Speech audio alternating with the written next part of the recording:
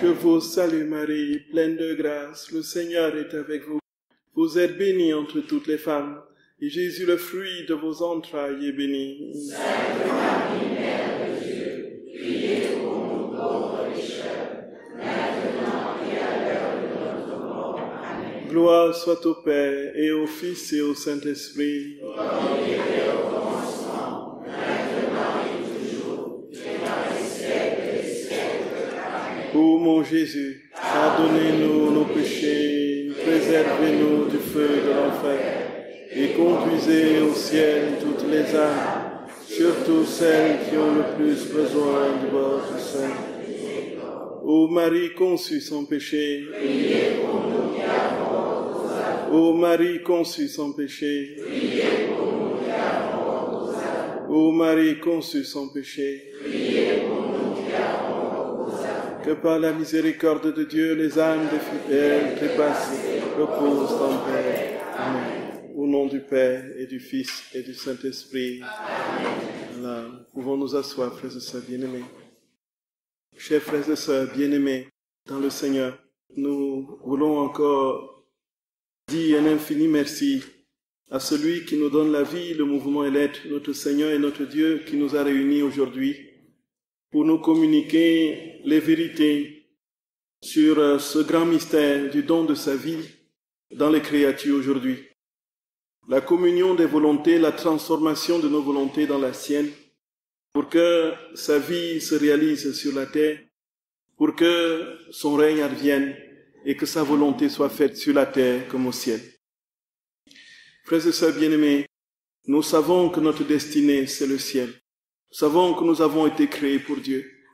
Et si notre vocation est dessinée et calquée sur la vie même de Dieu, c'est que le temps de notre vie ici-bas n'est que pour que nous réalisions cette perfection de la ressemblance qui a été la nôtre avant la désobéissance originelle. Frères et sœurs d'amour, la première et la dernière chose que nous devons retenir dans la vie chrétienne, c'est que Dieu nous aime, que nous sommes aimés de Dieu, que nous sommes aimés de Dieu, et que son amour jamais, jamais ne se découragera, son amour jamais ne reculera devant nos misères, nos pauvretés, nos péchés. Laissons-nous imprégner et imbiber par cet amour, frères et sœurs bien-aimés. Laissons-nous immerger dans l'océan de cet amour. C'est le premier et le dernier mot de la vie chrétienne. Il n'y en a pas d'autre. Et si nous sommes aujourd'hui en train de comprendre ce que Jésus veut pour l'humanité d'aujourd'hui, lui donner le don de sa vie, c'est tout simplement parce qu'il nous aime à la folie. Comme nous le savons, frères et sœurs bien-aimés, Dieu est fou, il est fou d'amour. Nous le bénissons parce que, en dépit de toutes nos misères, nos inconstances, en dépit de nos fragilités et nos pauvretés, en dépit de notre incapacité alors chronique de correspondre à sa volonté, nous avons aujourd'hui le privilège unique de comprendre que Dieu, nonobstant toutes ces misères, va venir posséder notre âme et nous donner, frères et sœurs bien-aimés, de goûter au plus intime de nous-mêmes, dès ici-bas, quelque chose du ciel. C'est là le grand message de la vie dans la divine volonté. Jésus te dit à toi que tu es tellement précieux à ses yeux, que tu es la prunelle de ses yeux, et qu'il ne peut pas ne pas te donner ce pourquoi tu as été créé, c'est-à-dire sa sainteté et son amour, sa vie parfaite, te donner la vie du ciel. Et le Seigneur dit, tu vas le goûter dès ici-bas, si tu remplis les conditions, si tu ouvres ton cœur, si tu le désires, si tu connais le don que je veux te faire, et si tu le désires de toutes tes forces et de tout ton cœur. Et alors, nous avons compris que dans ce désir ardent, il y avait la mobilisation de tout notre être. Frères et sœurs, nous avons compris tout ce que Jésus disait au sujet des facultés de l'âme, dont notre volonté, notre mémoire et notre intelligence qui devaient être déployées dans ce désir pour que Dieu fasse sa décalque en nous, pour que nous soyons ses copies. Dieu, le Père vivant dans notre volonté, le Fils dans notre intelligence et le Saint-Esprit dans notre mémoire. le Saint-Esprit, comme dit la liturgie, qui achève toute sanctification. Cet esprit que nous attendons à la Pentecôte. Demain. Voici, le Seigneur nous a donné des claires lumières sur ces conditions et sur la manière dont il va nous saisir. Et nous avons commencé depuis 2 séances maintenant à parler de la création. Et nous avons dit que la création était le reflet des prérogatives de Dieu. Tout dans la création, d'une part, premièrement, disait tout de l'amour de Dieu pour nous, de l'infiniment petit à l'infiniment grand. Tout l'amour de Dieu y était concentré, et que tout, y compris tout ce que nous ne voyons pas, les réalités invisibles qui échappent à notre regard et à notre capacité à appréhender et à quantifier, tout cela disait « je t'aime, je t'aime, je t'aime ». Et deuxièmement, nous avons compris que dans la nature et dans la création, tout, frères et sœurs bien-aimés, absolument tout, disait quelque chose des attributs de Dieu. Sa force, sa puissance, sa constance, sa douceur, son humilité et naturellement tout de sa lumière et de sa gloire. Et non, nous ne pouvons donc pas dire que la création, frères et sœurs bien-aimés, est quelque chose de mauvais. La création n'a rien absolument à voir avec une conception manichéiste ou ce que, au Moyen-Âge, les cathares ont cru comprendre comme étant l'émanation du Dieu mauvais. La création, c'est l'œuvre de la bonté de Dieu. Sa bonté. Tout, absolument tout, nous dit son amour dans la création. Et tout nous donne de comprendre comment nous pouvons ressembler à Dieu en observant simplement la nature. Et la dernière fois, frères et sœurs bien-aimés, ça c'est un résumé rapide que je fais de tout ce qu'on a vu. La dernière fois, nous parlions effectivement de cette création qui a comme finalité l'homme. Pourquoi Dieu a-t-il tout créé? C'était parce que nous étions des êtres précieux. Et nous étions la finalité de la création. Dieu a tout fait avant pour que nous ayons la possibilité de vivre. Puisque s'il n'y avait pas tout ce qui avait précédé l'homme, il n'y aurait pas de possibilité pour l'homme de vivre.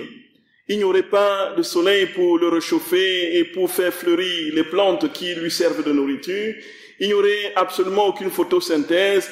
La mer, nous serions dans un chaos général. S'il n'y avait pas de plantes, s'il n'y avait pas des animaux, ainsi de suite.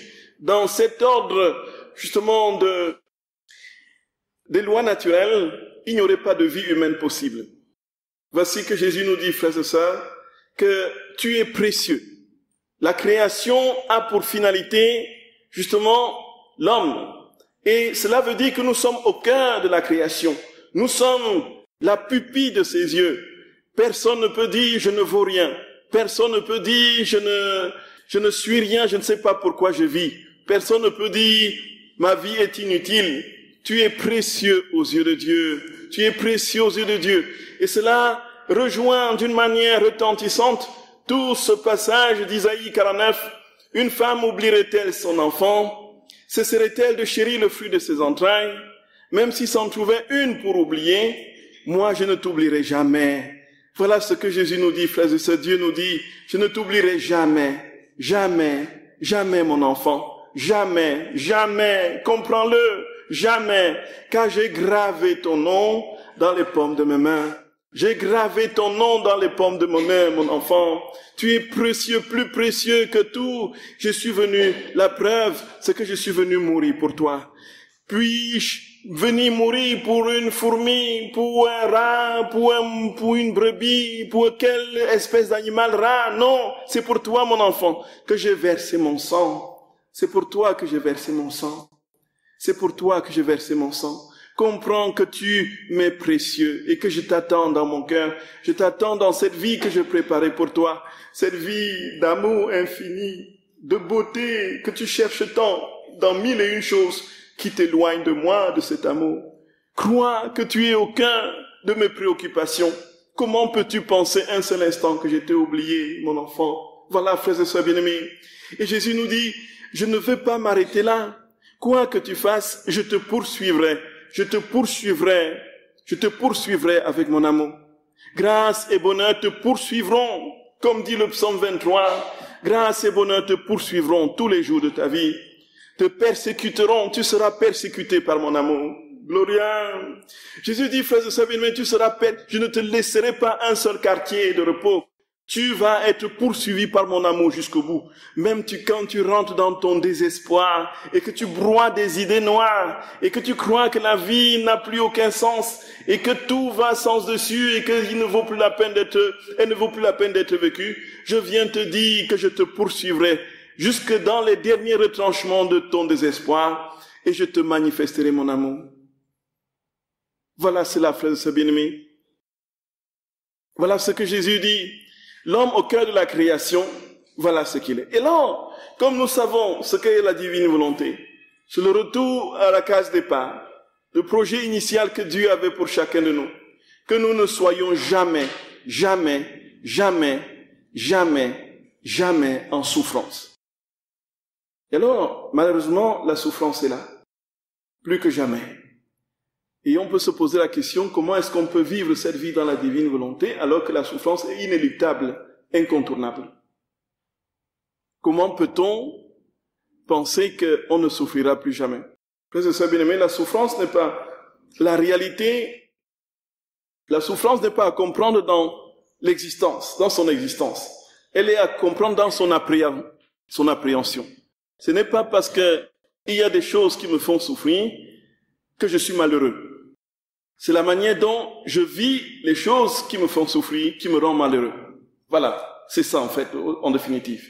Sinon, comment comprendre que Jésus embrasse sa croix? Sinon, comment comprendre que les saints, nombreux au cours des âges, ont demandé au Seigneur la grâce de se donner encore plus, y compris si c'est sa volonté, de se sacrifier pour que les autres vivent? Comment comprendre, frères et sœurs bien-aimés, dans les textes du livre du ciel, cette recherche chez Luisa Picaretta de cette recherche constante d'être âme victime pour que les autres vivent? C'est tout simplement, frères et sœurs bien-aimés, la souffrance n'est pas à comprendre dans le sens chrétien de ce qui nous détruit. En fait, en définitive, la souffrance est visiblement, parce que nous ne pouvons pas le contourner, l'occasion pour nous de dire encore notre je t'aime à Dieu. Malgré tout, au nom, à la place de la révolte, dis je t'aime malgré ce que je vis et je souffre, Seigneur.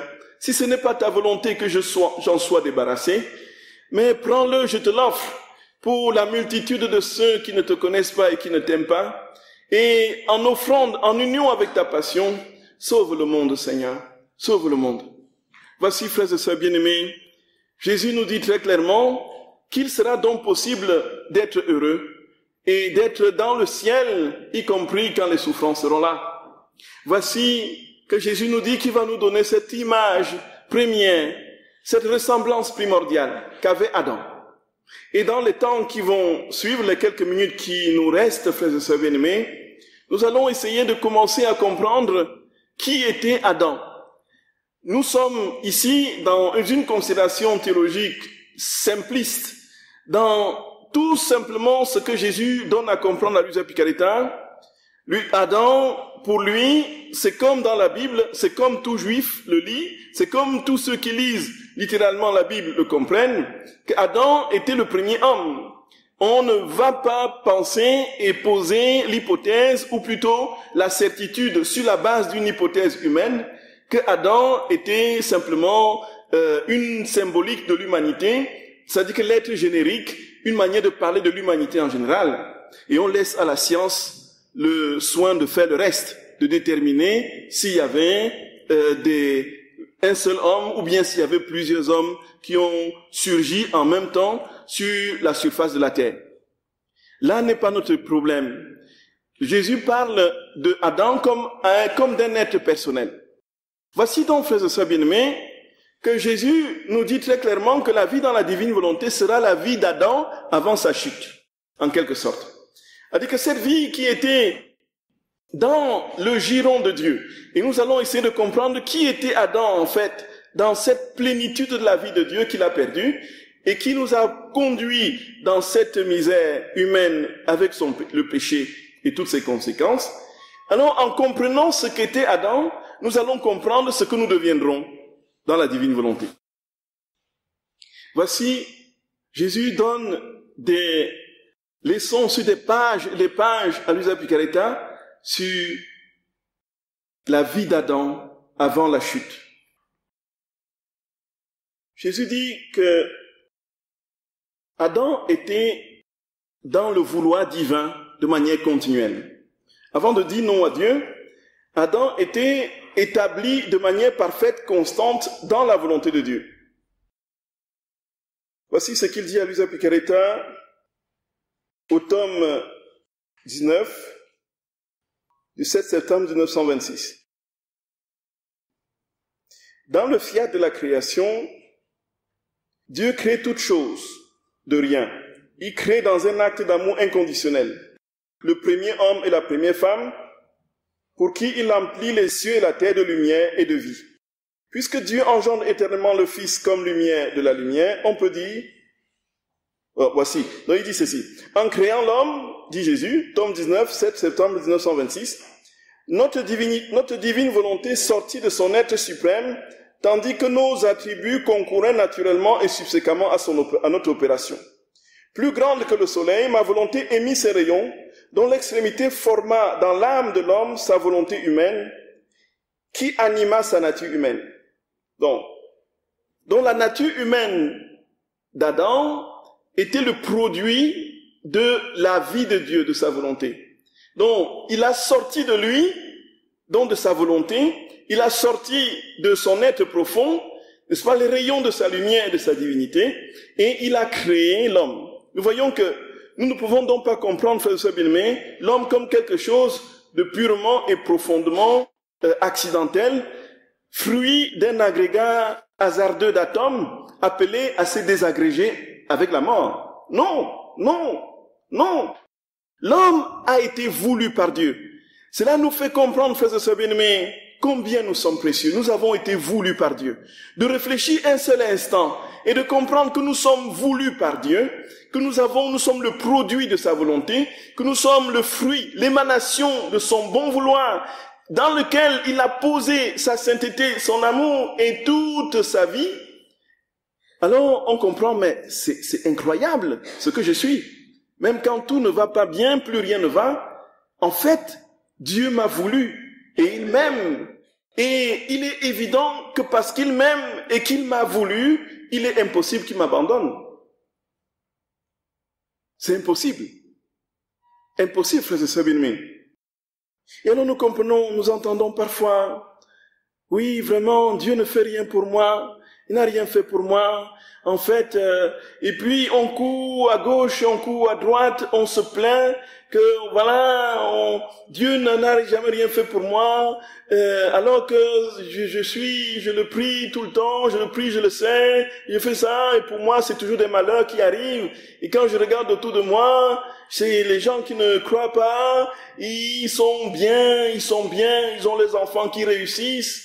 Ils ont, n'est-ce pas, des maris qui sont bien, qui ne boivent pas, et puis qui leur apportent des bouquets de fleurs chaque semaine, et puis qui leur font faire des voyages, n'est-ce pas, autour du monde, et puis la vie est belle pour eux, alors qu'ils ne vont pas à la messe, et moi qui vais à la messe tout le temps, tout tourne mal, et c'est toujours des catastrophes. Voilà, mon fils, c'est là, il a tourné mal, ma fille, c'est là, elle a tourné mal, c'est toujours la bagarre à la maison, et donc Dieu m'a oublié, de toutes les façons, voilà. Voilà, frères et sœurs bien-aimés. Mais comment pouvons-nous un seul instant penser, si nous avons à l'idée, profondément ancrée en nous, cette vérité que nous sommes le vouloir, le produit du vouloir de Dieu, comment une femme peut-elle oublier son enfant, dit Dieu? Comment est-ce que je pourrais t'oublier, mon enfant? Tu es le produit, je t'ai donné la perfection. Et c'est ça, en fait, frères et sœurs bien, la divine volonté, le Seigneur dit, je vais te redonner ce qu'Adam avait. Et Jésus continue, il dit, dans un autre tome, au tome 16, du 14 septembre 1923, il dit, avant qu'il ne pêche, ma divinité ne lui était pas cachée. En gravitant autour des reflets de ma lumière, l'homme devenait mon reflet et par conséquent ma petite lumière. Il était donc naturel que cette petite lumière soit en mesure de recevoir de moi le grand soleil, les reflets de ma lumière. Voyez. En fait, l'homme était une petite lumière dans le grand soleil divin. le grand soleil divin avait créé, n'est-ce pas, la petite lumière de l'humanité. Et il était donc impossible pour cette petite lumière de vivre en dehors de cette grande lumière qui l'éclairait. Et nous sommes ici au cœur du grand mystère, frères et sœurs bien-aimés, de la vie d'union au Seigneur. Plus, frères et sœurs d'amour, plus nous serons des êtres de prière, plus nous serons des êtres amoureux de Jésus, plus nous serons enflammés d'amour pour lui, plus nous serons lumière. La vérité est là, il n'y a pas d'autre secret. Le tout, c'est dans l'amour du Seigneur, d'où vient que ce Adam avait la plénitude de la lumière de Dieu. Lui qui était la petite lumière dans le cœur du soleil divin, c'est tout simplement parce qu'il n'était pas séparé de cette divine lumière. Et donc, ils étaient dans cette communion, qui est une communion d'amour qui existe dans les trois personnes divines. Voici que Adam avait en partage tout ce que la Trinité vivait. Et plus nous serons des êtres unis au Seigneur, amoureux de Jésus, plus notre vie sera lumière. Et pour les saints, frères et sœurs d'amour, c'est aller même plus loin, comme nous savons. Les saints qui ont atteint des seuils de communion tellement grandes avec Jésus, que tout leur être était phosphorescent. À un moment donné, on n'arrivait même plus à les distinguer, à les séparer de la lumière, tellement ils étaient plongés dans la lumière divine, cette lumière taborique, qui émanait du tréfonds de leur être et qui irradiait tout, y compris leur corps, au point même d'éclairer leur entourage concrètement et physiquement.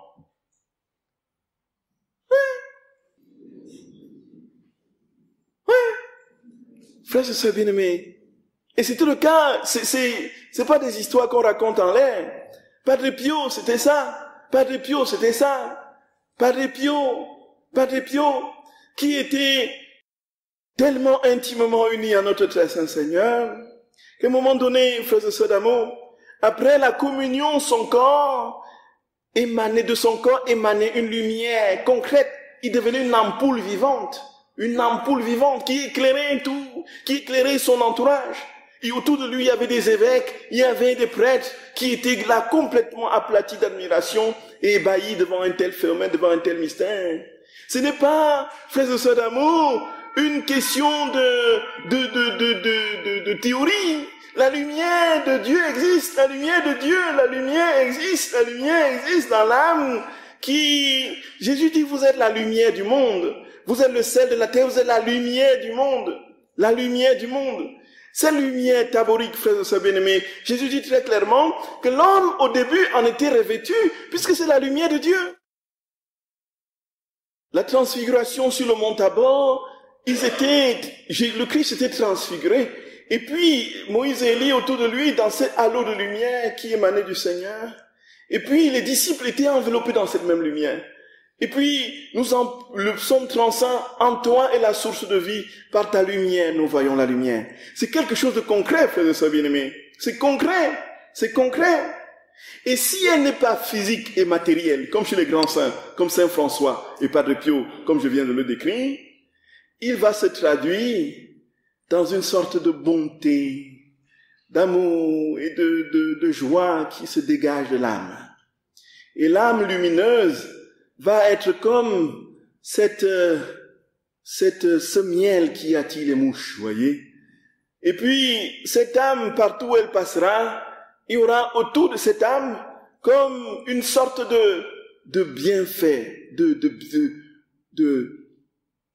paix qui jaillit de l'âme. Et puis tous ceux autour en bénéficient. Jésus dit très clairement, frères et sœurs d'amour, on n'invente pas. Il dit que Adam était une lumière qui émanait de sa lumière.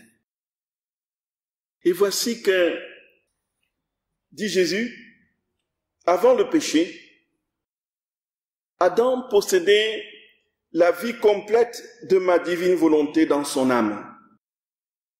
On peut dire qu'il en était rempli à ras-bord, au point qu'elle débordait hors de lui. En vertu de ma volonté, la volonté humaine transfusait la lumière et exhalait les fragrances de son Créateur, parfum de beauté, de sainteté et de parfaite santé, parfum de pureté et de force. qui émanaient de sa volonté comme autant de nuages lumineux. Gloria, Gloria. Et le corps était si embelli par ces exhalaisons, ces émanations, qu'il était merveilleux de le voir beau, vigoureux, lumineux, en si bonne sainteté, d'une grâce si ravissante. Tome 24, 7 juillet 1922. Donc, nous voyons bien, frères et sœurs bien-aimés, ce que nous deviendrons. Nous voyons bien ce que nous serons demain, si nos cœurs s'ouvrent en vérité. Il est possible d'être des boules de lumière. Il est possible d'être des boules d'amour, frères et sœurs bien-aimés. Il est possible d'être des boules de douceur et de bonté, des boules d'humilité.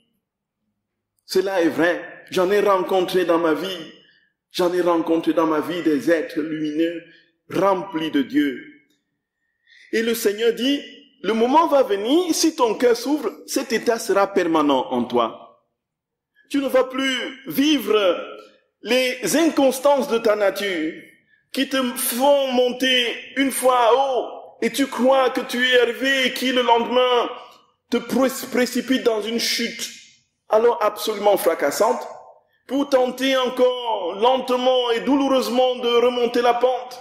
Et voilà notre nature déchue avec le péché. Jésus dit à un moment donné, quand tu seras totalement disposé à accueillir toute ma vie, quand tu auras accepté que je te libère, que je te détache et que je te purifie de tout ce qui n'est pas moi, quand tu auras accepté que ma vie soit ta vie, que tu n'aies aucune autre possibilité d'entrevoir le bonheur en dehors de moi, quand tu auras accepté de tout me donner, de tout quitter et d'être détaché de tout, alors je peux t'assurer, mon enfant, que je viendrai m'établir en toi. Et les yo-yo d'aujourd'hui que tu connais et que nous traversons tous, frères et sœurs bien-aimés, et Jésus dit, ce yo-yo que nous connaissons, tout cela n'existera plus. Nous serons établis de manière stable dans cet amour infini, dans cette sainteté infinie, dans cette pureté infinie,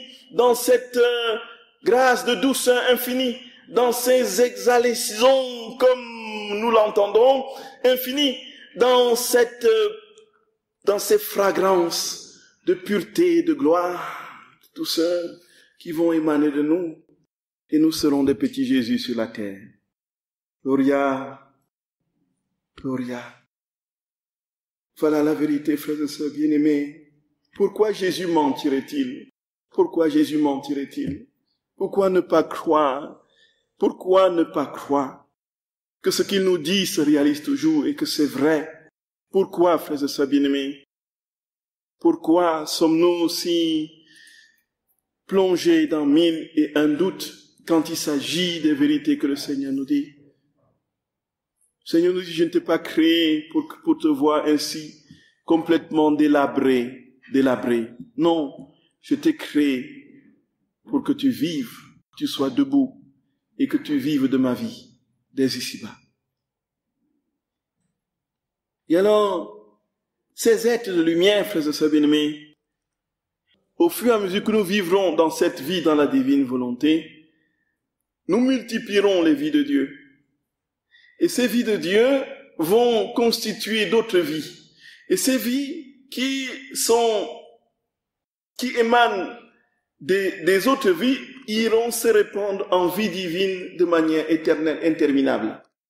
Et c'est comme ça qu'on va progressivement peupler le monde de son amour, qui émane d'un petit acte que nous aurons posé, je ne sais pas, dans notre petit coin de prière, ou encore dans notre cuisine, en demandant à Jésus de venir faire quelque chose en nous. Nous allons répandre ainsi de vie, et ces vies vont se multiplier à l'infini, jusqu'à ce qu'un jour, le ciel se rapprochant toujours plus de la terre, touche cette terre, et ce sera le règne de la divine volonté sur la terre et dans les cœurs. Voyez, frères et sœurs bien-aimés, voyez cela.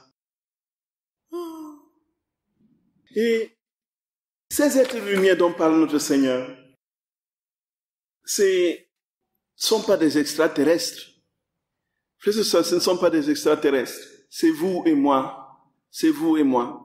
Jésus compte sur chacun d'entre nous. Il compte sur chacun d'entre nous.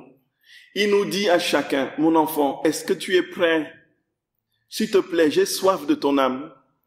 J'ai tellement soif, la brûlure de mon amour et de ma soif, de la soif que j'ai pour toi est si vive que ma poitrine déborde et complètement écartelée par les ardeurs puissantes de mon cœur, qui cherchent ton cœur, qui cherchent le battement de ton cœur. Mon enfant, veux-tu que je vive ma vie en toi? S'il te plaît, laisse-moi venir vivre ma vie en toi. S'il te plaît, mon enfant d'amour, s'il te plaît, laisse-moi tout. Et voilà notre problème. Nous ne lui avons pas tout laissé. Nous ne lui avons pas tout laissé. Et nous sommes plutôt très souvent en train de nous servir de lui, frères et sœurs bien-aimés. On met notre vie tranquille, quand ça tourne mal, on vient, oh Jésus, donne-moi ça, donne-moi ça, donne-moi ça. Et quand ça tarde, on se fâche. Et puis on va voir quelqu'un qui sera peut-être un peu plus efficace que Jésus, qui va nous donner un petit truc à mettre dans la poche, ou bien un truc, n'est-ce pas, à garder au-dessus du lit pour que, voilà. Ou encore on va voir le premier pasteur du coin qui crie dans le micro, et puis qui dit, voilà, tu vas obtenir ton miracle ici maintenant, voyez. Jésus te pose la question, est-ce que tu m'as tout donné, mon enfant? Est-ce que tu m'as tout donné? Comment veux-tu que je me partage en toi? Comment veux-tu que je partage ma place avec quelqu'un d'autre en toi? Je veux vivre et régner tout seul en toi. Est-ce que tu m'as tout donné? Est-ce que tu m'as tout donné? Frères et sœurs bien-aimés, c'est la question qui nous est posée. Est-ce que j'ai tout donné à Jésus? Est-ce que j'ai tout donné à Jésus? Est-ce que je lui ai tout donné? Quel est l'aspect de ma vie, le point de ma vie que je n'ai pas encore remis à Dieu entre les mains du Seigneur? Quel est l'aspect de ma vie que je n'ai pas encore remis? Pour certains, ça peut être les finances, l'argent. Surtout pas aider, parce qu'on ne sait jamais le lendemain. Le lendemain, on ne sait jamais ce que ça va. Bientôt, peut-être, il y aura un crash boursier. C'est mieux que je mette des liasses de biens, n'est-ce pas, en dessous, je ne sais pas trop du matelas, parce qu'on ne sait pas de quoi sera fait le lendemain. Et puis, quand il y a moins de trucs, oui, en fait, j'accumule. L'avarice vient se greffer dans l'inquiétude du lendemain. On n'a pas encore tout lâché. Et parfois même insidieusement, frères et sœurs bien-aimés, et ça, c'est quelque chose qui nous guette vraiment profondément tous. C'est notre histoire, notre passé, notre vie passée. Oui. On est sûr, absolument sûr, qu'on ne plaira jamais à Dieu. Tellement les monticules de monstruosité qu'on a commis dans notre vie, les casseroles que l'on traîne, 1001 choses qui sont sur notre conscience en train de s'entrebalancer, même quand nous avons confessé 1000 fois, voilà, on ne lâche pas le morceau. Comment Dieu peut aimer quelqu'un comme moi, avec tout ce que j'ai fait, avec tout ce qu'a été ma vie? Est-ce que tu as tout donné à Jésus, y compris ta misère et ta pauvreté? Chacun peut savoir, en âme et conscience, ce qu'il n'a pas encore remis à Dieu. Mais, sachons, frères et sœurs bien-aimés, qu'il n'y aura pas de vie dans la divine volonté possible, qui soit possible, sans un dépouillement total de notre être intérieur. Sans un dépouillement total du tout. Être complètement libre. Dieu nous veut libres, frères et sœurs bien-aimés. Libre, il nous veut libres. Il ne veut pas que nous soyons esclaves des réalités éphémères de ce monde. Il nous veut libres. Oui, frères et sœurs bien-aimés.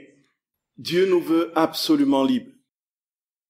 Il ne veut pas que nous soyons esclaves de quoi que ce soit. Que nous soyons vraiment, totalement, parfaitement libres. Et cette liberté a un prix. Frères et sœurs bien-aimés, cette liberté a un prix. C'est tout quitter, tout donner à Dieu.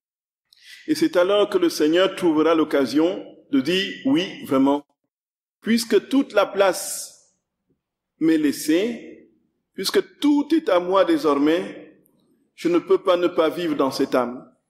Alors je viendrai, je m'établirai en toi, et je peux t'assurer, mon enfant, que je vais te donner ma joie et la joie parfaite. Je vais te donner ma paix et la paix parfaite. Je te donnerai de goûter déjà le ciel sur la terre. Tu vas sentir dans ton âme, tu vas vivre dans ton âme quelque chose de l'ordre d'une quiétude. Rien ne pourra plus te troubler. Voilà ce que Jésus dit, frères et sœurs bien-aimés. Et tu seras cette lumière qui va éclabousser les ténèbres du monde et conduire de nombreuses âmes à moi. Parce que tout ce que tu feras, je serai dans tout ce que tu feras. J'infuserai tes actes. Tes actes deviendront des hosties. Et ces hosties qui sont ma propre vie se multiplieront à l'infini. Et ainsi, de vie divine en vie divine, mon règne adviendra dans les créatures. C'est la vérité, frères et sœurs bien-aimés. C'est la vérité. Et Jésus le dit tellement avec insistance qu'il n'y a pas lieu de douter. Il n'y a pas lieu de douter. Il n'y a pas lieu de douter. Et notre objectif, c'est d'être des lumières. Des lumières. Et des lumières, comme fut Adam avant la chute. Nous voyons, si cela était, frères et sœurs bien-aimés, quelque chose de plus théorique, pourquoi est-ce que des milliers de saints au cours de l'histoire auraient versé leur sang pour quelqu'un qu'ils n'ont jamais vu et qui... Ce n'est pas concevable.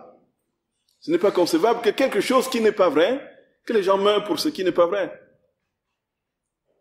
Et ceci, non pas une fois, mais sur des âges, des générations à répétition. Et si Jésus parle, c'est que sa parole est vérité et sa parole est vie. Croyons et acceptons, accueillons cette parole, laissons-la vivre en nous et nous serons surpris des grâces qui émaneront de nous. Nous serons des ampoules ambulantes, voyez. Nous serons des boules de lumière ambulantes, des ampoules ambulantes. Et les sociétés de l'électricité feront faillite, voyez.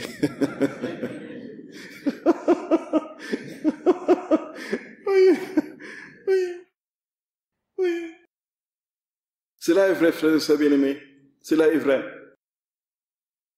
Et alors, qu'est-ce qui se passe? La seule chose qui compte pour nous désormais, quand nous sommes véritablement ces êtres de lumière intimement unis à notre Seigneur, bien sûr que nous demandons des choses au Seigneur pour nous, pour des choses qui ne vont pas. Mais nous n'avons plus, ce n'est plus la première préoccupation. Nous ne sommes plus rivés sur notre santé ou bien sûr des choses qui ne marchent pas dans notre vie de couple ou je ne sais pas trop quoi. Ce n'est plus ça qui nous préoccupe en premier. Notre préoccupation, c'est d'aimer le Seigneur. Et parce que nous l'aimerons, même si les choses semblent aller mal de pire en pire, alors, qu'est-ce qui va se passer? Nous comprendrons, frères et sœurs bien-aimés, qu'il y a ici, il y a deux choses. Nous comprendrons que la paix et le véritable bonheur n'est pas l'absence de la souffrance extérieure. Et puis deuxièmement, nous comprendrons que si les choses vont de mal en pire, ce n'est pas parce que nous prions ou parce que nous aimons le Seigneur, c'est bien parce que la présence du Seigneur révèle la présence du mal. C'est cela. Parfois, on dit, mais comment ça se fait? Je prie pour telle situation, et puis rien ne s'arrange, au contraire, ça s'aggrave. Et des choses plus difficiles viennent, les combats, et certains ont même abandonné la prière, parce que plus ils priaient, plus il y avait des choses terribles qui se passaient, contre lesquelles ils devaient se battre, et puis ils ont dit, mais ça je ne peux plus supporter, ils ont tout abandonné, la prière a été mise voilà, et puis il faut que je sois tranquille, si je veux être tranquille, il faut que je ne prie plus. Oui, c'est vraiment ça. Il y a énormément de situations comme ça. Et on se dit, mais pourquoi est-ce que, non pas qu'ils n'ont pas tort, non pas qu'ils ont tort dans le fait que ça s'est passé effectivement comme ça, la vérité c'est que parfois quand on prie et qu'on prie, les choses semblent davantage s'aggraver. soit pour le sujet pour lequel on prie, soit pour d'autres situations, d'autres problèmes qui arrivent et des combats qui deviennent de plus en plus violents au fur et à mesure de la prière. Pourquoi cela? Ce n'est pas parce que tu pries que ça va mal. Ce n'est pas ça, en fait. Ce n'est pas parce que tu pries que ça va mal. C'est parce que la lumière éclaire les ténèbres. Et les ténèbres résistent et se font de plus en plus sentir. Voyez, frères et sœurs bien-aimés, c'est cela. Et c'est là qu'il ne faut pas du tout commettre l'erreur de se décourager et d'abandonner. C'est là qu'il faut pilonner, continuer à pilonner. Vous sortez tout ce que vous avez comme missile, vous déployez, voilà, pilonnage systématique. Bazooka, vous mettez là.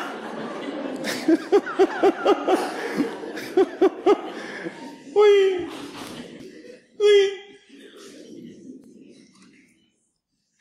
Si vous avez la bombe atomique, sortez-la. Et alors, frères et sœurs bien-aimés, c'est alors que plus nous serons en Dieu, plus le mal se déchaînera. Que pensez-vous? Que l'enfer va vous voir, n'est-ce pas, les bras croisés, la tête baissée, aimer votre Seigneur et travailler pour lui? Croyez que ça va être... il va vous dérouler le tapis rouge et vous allez aller comme sur un... Ah non! Un tapis rouge roulant qui vous fait glisser comme ça dans les prairies de la joie et de la paix et de l'amour, avec un verre de whisky en main et dans une main et les cuisses de pintade dans l'autre. Jamais, frères et sœurs bien-aimés.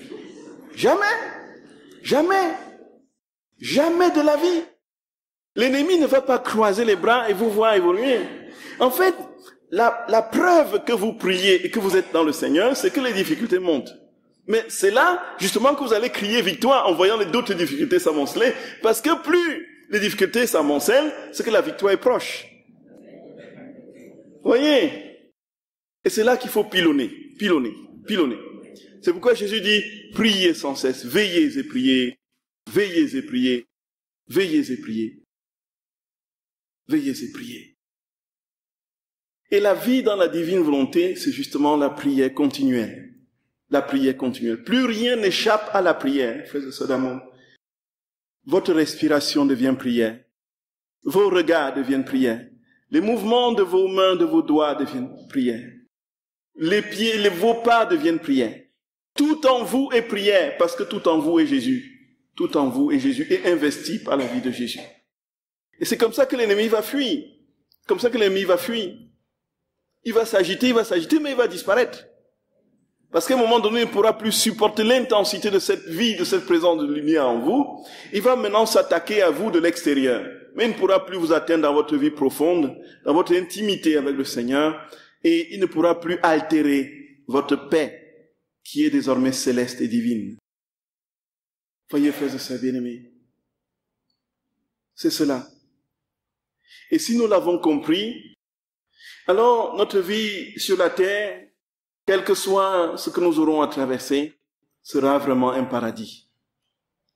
Sera vraiment un paradis. Et il sera possible, frères et sœurs bien-aimés, d'être véritablement heureux.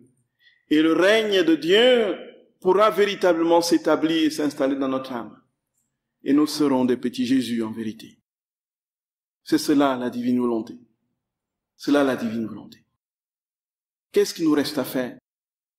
Sinon à demander à Jésus de nous donner la grâce, de nous oublier. Nous entendions dans l'évangile bien, le Seigneur demande à Pierre, Pierre, m'aimes-tu? Pierre, est-ce que tu m'aimes? Pierre, est-ce que tu m'aimes? Le verbe que Jésus utilise pour lui poser la question, est-ce que tu m'aimes, n'est pas le même que Pierre utilise pour lui répondre. Il dit, est-ce que tu m'aimes?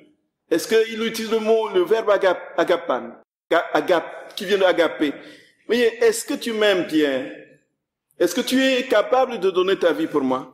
Est-ce que tu m'aimes au point de pouvoir te sacrifier pour moi? Est-ce que tu es prêt à mourir pour moi, Pierre? Est-ce que tu m'aimes inconditionnellement, même si tu ne sens rien de moi? Est-ce que tu m'aimes pour moi-même, Pierre? comme je t'ai aimé, au point de mourir pour toi. Et Pierre répond par philéo, le verbe qui veut dire, oui, tu sais bien que je suis ton ami. Tu sais qu'on est copains, non? Tu sais bien, Jésus, n'est-ce pas, tu nous donnes souvent quelques douceurs, là, non? Des petites pêches miraculeuses que nous faisons, et puis que tu nous fais faire quand tu nous amènes chez Marthe, et que Marthe et Marie, et qu'on mange bien avec Lazare, et puis ils nous donnent quelques pièces d'argent pour les pauvres, là, on est bien amis, non? On est des copains, on est amis. Jésus lui pose une deuxième fois la question, est-ce que tu m'aimes, Pierre? En utilisant le même verbe. Est-ce que tu es prêt à tout me donner, Pierre?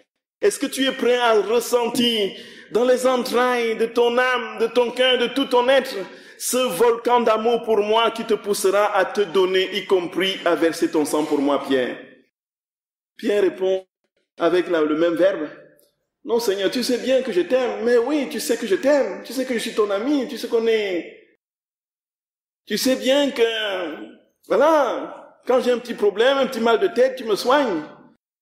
Quand j'ai un petit problème d'argent, tu mets une soeur, un frère à mes côtés qui m'aide. Quand, j'ai un peu de doute comme ça, ou de dépression, tu vois bien, je sais bien, si tu vois bien, Seigneur, on s'entend bien. Jésus est complètement désespéré. Et à la troisième question, Jésus utilise le verbe de Pierre. Il dit même là, Pierre, est-ce que tu es sincère? Est-ce que tu acceptes au moins que je sois vraiment ton ami, comme tu dis là? À m'accueillir dans ta vie, ne fût-ce que sur le fleuve de ce d'amour. Voyez notre Dieu, notre Seigneur. Il dit, voici l'exigence de l'amour inconditionnel qui va jusqu'au sacrifice. Tu n'arrives pas, Pierre. Je descends à ton niveau. Je me pose à ton niveau. Et je te dis, Pierre, au moins cela, sois fidèle. Sois fidèle, Pierre. Au moins cela, sois fidèle. Pour cela, sois fidèle. Paix mes brebis. Nous voyons que le Seigneur, jamais, il ne nous donnera une exigence qui ne soit capable de nous aider à réaliser.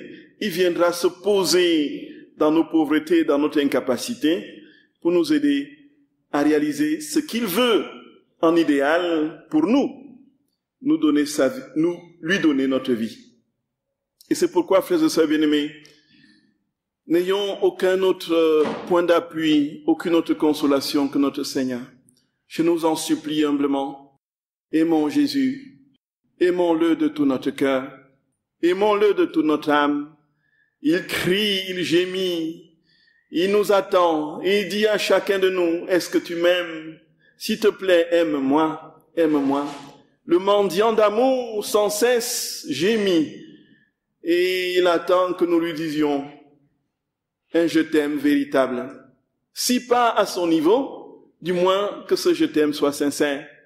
Et alors, il viendra poser son je t'aime dans notre je t'aime, et notre je t'aime deviendra son je t'aime, et nous serons capables de tout lui donner et d'être tout à lui, y compris de mourir si nous le demandons, et ainsi sa vie divine commencera dans notre âme. Jésus, nous t'en supplions humblement. Viens à notre secours, Seigneur. Accorde-nous ce que nous te demandons de tout notre cœur, Jésus. Donne-nous de t'aimer, de t'aimer, de t'aimer, de t'aimer sans mesure, Seigneur. De ne vivre que pour toi, Jésus. De vivre en t'aimant et de mourir en t'aimant. Viens vivre ta vie en nous. Prends possession de tout notre être. Viens posséder notre intelligence, notre mémoire, notre volonté, tout notre être. Saisis et investis tous les fibres de notre être. Viens établir ton règne dans les créatures, Seigneur. Viens, Seigneur Jésus. Viens, viens. Maranatha, Maranatha. Ne tarde plus, Seigneur. Ne tarde plus. Ne tarde plus. Ne tarde plus. Je vous salue Marie, pleine de grâce. Le Seigneur est avec vous. Vous êtes bénie entre toutes les femmes, et Jésus, le fruit de vos entrailles, est béni. Sainte Marie, Mère de Dieu, priez pour nous pauvres pécheurs, maintenant et à l'heure de notre mort. Amen. Au nom du Père et du Fils et du Saint-Esprit.